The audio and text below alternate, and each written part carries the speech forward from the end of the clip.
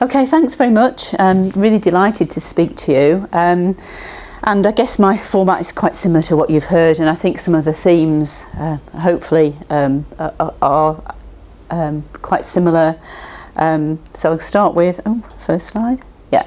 Okay, so start with my kind of early career and memories, I guess. And I guess that people have got different perspectives on this. So some people have said, actually, I didn't know I wanted to be a scientist. Others have said I loved fossils from an early age. And I was definitely in that kind of I love fossils group. I don't know if this is this point. Yeah. So this is actually me. I wasn't loving fossils. I was loving fresh waters, and I still love fresh waters. And I love this picture. It's somewhere in the English Lake District. It's obviously a good summer. These are my two cousins. Neris is now a retired doctor. David works for the council in Liverpool, and this is my brother Hugh, who's a trading standards officer in Birmingham. And I don't know what they're talking about, but I don't think I was very interested. I was much more interested in seeing what I could fish out of this little stream in the Lake District. And I guess the other thing that I like about this picture is I think my dad took it on these are old slides. You probably don't even know what slides are, some people here. Old transparencies. He used to take quite a lot of family photographs, and he always just took us to wonderful places. Never anywhere exotic. It was just literally an hour up the road from Blackburn to the Lake District, but we'd find a stream and have a picnic. And he was really interested in the natural environment, and I think I got a lot of my love for the natural environment from him. So I really like that picture. So I guess there's a little bit of a story how I got to this professional photograph, the only professional photograph I've ever had in my entire life. Even in my wedding, we had we were doing it on a cheat. We had a friend who sort of leapt out from behind the bushes to take some pictures. And this was a UCL event, I think it was 2 years ago, which was Inspirational Women at UCL, and I got nominated by a couple of my PhD students, and there was a really nice brochure produced. Some lovely things were said, and we got this professional photographer did some pictures, which was really nice. So how did I get from there to there, and via these kind of lakey environments which I like working in, and just two pictures here to illustrate what I do. So here on this picture here, I'm with a PhD student, a fairly recent PhD student, Hannah. We're working in the flow countries up in Scotland. We're going out in lakes, understanding modern limnology, taking sediment cores and reconstructing the past from the sediment cores. That's what I kind of have done ever since at my PhD. So I still do that today. This is more field work. This is up in Arctic Russia, which I'm going to again this summer.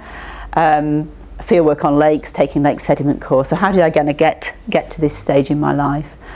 So very briefly, I was always interested in fresh waters. I really genuinely believe that. I remember doing a biology project in sixth form. In those days, you had like this extended project. I did it on comparing a woodland pond to an open water pond. I've no idea what I found out. I'm sure it was probably not very exciting, but I remember that thrill of research, of finding stuff out for myself. From then I went on to do a degree in geography and biology, geography and botany actually, at the University of Liverpool. And I clearly remember my interview for that. It was in those days when academics had time to interview all the students. It wasn't just done by some sort of faceless bureaucrats in college like it is now. And I remember sitting there, and a very fierce, she was actually a famous climate scientist called Anne Henderson Sellers, interviewing me about why I wanted to be a geographer. And I told her stories about I used to love I enjoyed cycling outside and showing my friends glacial features and U-shaped valleys and all that sort of thing, which I think impressed her. And she said, well, what would you like to do as a geographer if I gave you £1,000, which was probably a lot of money then in those days? I said, I want to go to the Antarctic. And she said, you can't. I've tried and you can't. So I thought, oh, okay, fine. I put that on hold, and I'll come back to the Antarctic later. So I did get to go to the Antarctic. I went to the Antarctic twice. So I think like a similar theme to a couple of other people. I'm thinking one of those people, if you tell me I can't do something, I automatically want to do it. And that's actually not a brilliant place to be in life, because you do end up making some silly decisions. But it's kind of indicative of my personality. So I did a degree at Liverpool and ended up at UCL doing a PhD, again in lake sediments. I was looking at pollution at that time. I did that for my PhD, and then I got a series of postdocs. And this comes to this picture here, which kind of reminded me of the postdocs. And it came back to the Antarctic. And I wanted to go to the Antarctic. I was interested in lake sediments, and no one really had ever worked on lake sediments in the Antarctic. It seemed a really obvious place to do the work.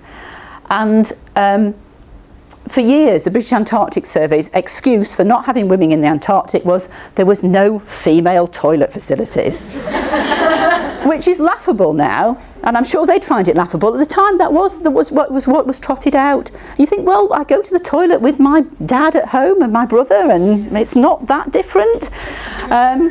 So eventually, I think, you know, there was a lot of, I think eventually they decided to move into the 20th century.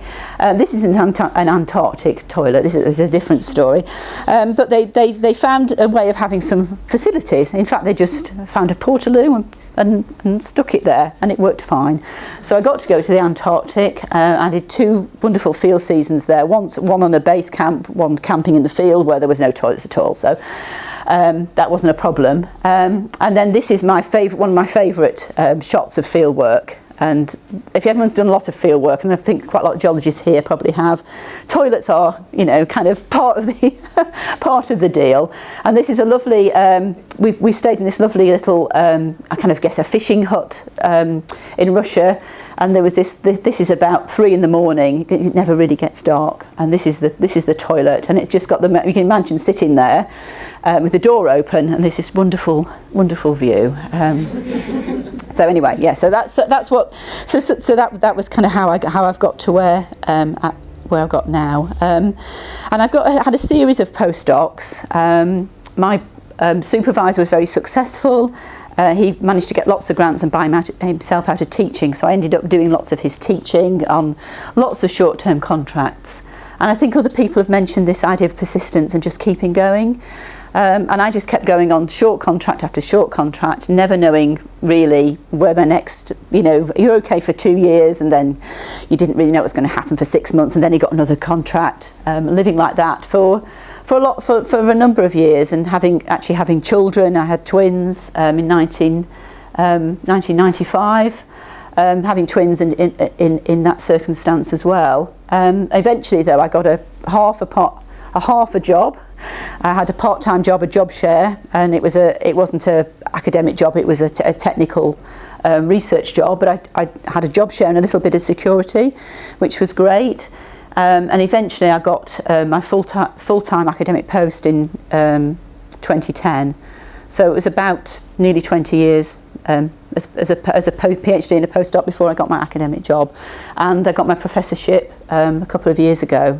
So for a lot of people it is quite a long process, and I think the persistence that people have talked about is a really important characteristic, and it's one that I learned from observing other people in academia, their sort of academic persistence and ability to keep going. And I know there was a few kind of things I was supposed to talk about, and I probably won't talk about all of them really. But I think perhaps because I've got twins and people have mentioned families, I might just say a few words about that. I think I was doing a part-time job. I made a decision to work part-time. So for 15 years I worked part-time. I worked 3 days a week.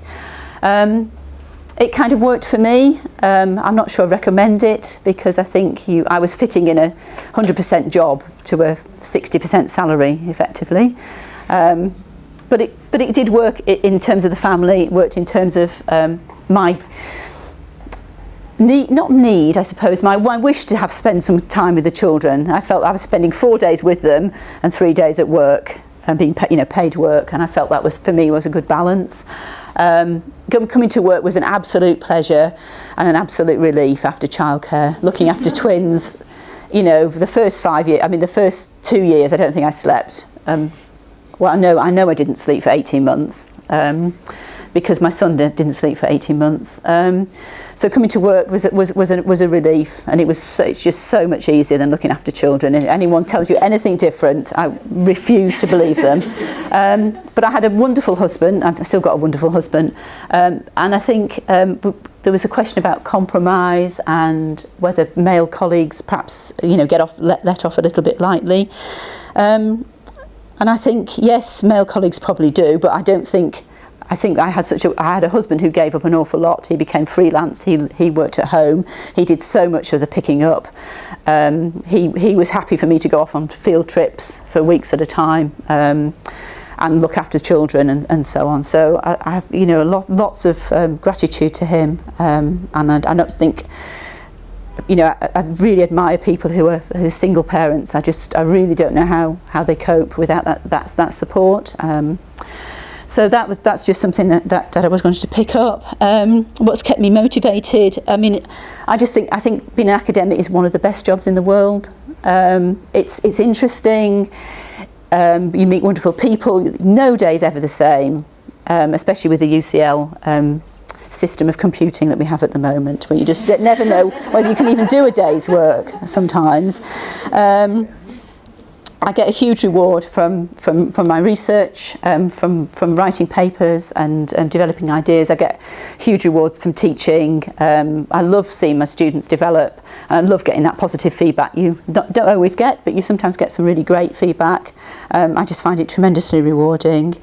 And by and large, apart from, I guess, we talked about the locker room, the room chat. I've certainly had quite a bit of that. I think there was a time when I was on field work. We do a lot of really strenuous field work. I'm probably not capable of doing it now, but carrying huge packs up mountains.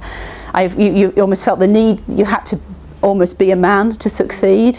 And there was this kind of, I remember in my early 20s, someone said, "Oh, you're just like a man. You're so strong. You're so, you're so capable. You'd keep going longer than them and do more than them."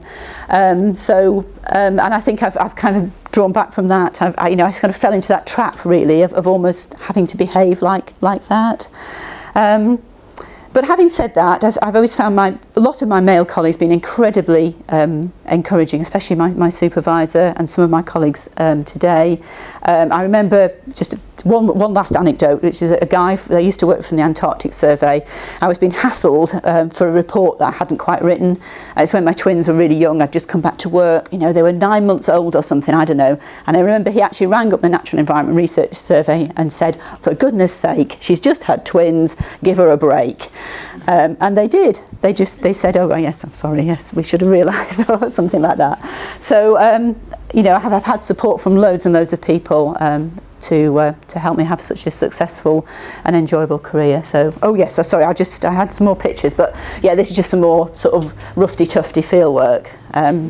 Always get your PhD student to put their hand down the hole in the ice. Never do that yourself.